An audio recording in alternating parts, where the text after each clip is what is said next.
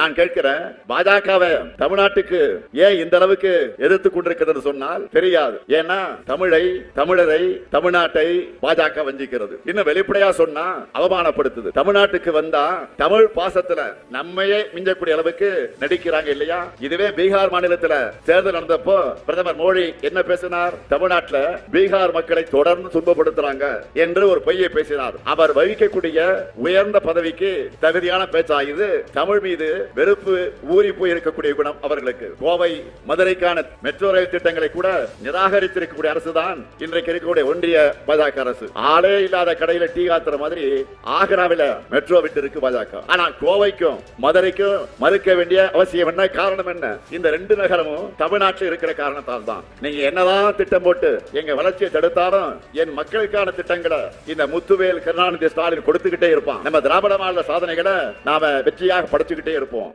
முதலமைச்சர் அவர்கள் திருநெல்வேலியில பேசும் பொழுது பாரதிய ஜனதா கட்சி என்ன பண்ணுச்சு, மெட்ரோ திட்டத்தை கூட மதுரைக்கு, கோயம்புத்தூருக்கெல்லாம் தடை பண்றாங்க அப்படின்னு திரும்ப அதே கதையை மறுபடியும் சுழற்ற ஆரம்பித்திருக்கின்றார்கள். உங்களுக்கு தெரியும், அதிகாரப்பூர்வமாக தமிழ்நாடு பாரதிய ஜனதா கட்சி கோயம்புத்தூர், மதுரைக்கு மெட்ரோ வேண்டும். அதிகாரப்பூர்வமாக அனைத்து இந்திய அண்ணா திராவிட முன்னேற்ற கழகம் எதிர்க்கட்சி தலைவர் எடப்பாடி பழனிசாமி அவர்கள் பிரதமரை சந்திச்சு மெட்ரோ வேண்டும் என்கின்ற கோரிக்கை மனுவையும் கொடுத்திருக்கிறாங்க.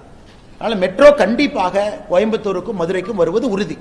ஆனால் நாங்கள் கேட்பது முதலமைச்சர் அவங்க கிட்ட, மெட்ரோ நீங்க சப்மிட் பண்ண வரைவு அறிக்கை, டிராஃப்ட் ப்ரொபோசல் அல்லது டீடைல்டு ப்ராஜெக்ட் ரிப்போர்ட், நீங்க என்ன பேர் வச்சாலும் கூட அதை மத்திய அரசு திருப்பி அனுப்பியிருக்காங்க. அனுப்பி இந்த ரிப்போர்ட்டை சரி பண்ணி திருப்பி அனுப்புங்கன்னு கேட்டாங்க. இன்னைக்கு ஆட்சி மன்றத்தில் இருந்த நீங்கள் அந்த ரிப்போர்ட்டை திருப்பி அனுப்பிச்சீங்களா இல்லையா மக்கள் மன்றத்தில் சொல்லுங்க. அதாவது மத்திய அரசு உங்களுக்கு திருப்பி அனுப்பின கடிதத்தில் இந்தந்த லாக்குனா இருக்கு, இந்தந்த ப்ராப்ளம் இருக்கு, குறிப்பாக கோயம்புத்தூரை பொறுத்தவரை என்னென்ன பிரச்சனை இருக்குன்னு மென்ஷன் பண்ணியே கொடுத்தாங்க.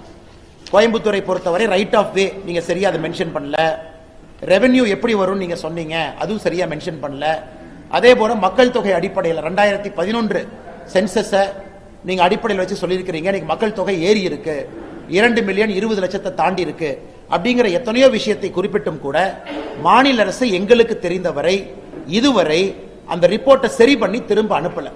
அப்படி இருக்கும் பொழுது திராவிட முன்னேற்ற கழகத்துக்கோ முதலமைச்சர் ஐயா ஸ்டாலின் அவர்களுக்கோ மெட்ரோவை பற்றி பேசக்கூடிய எந்த அருகதையும் இல்லை என்றுதான் நாங்கள் சொல்லுகின்றோம், நாங்கள் கருதுகின்றோம். தமிழக மக்கள் அப்படித்தான் நினைக்கிறாங்க.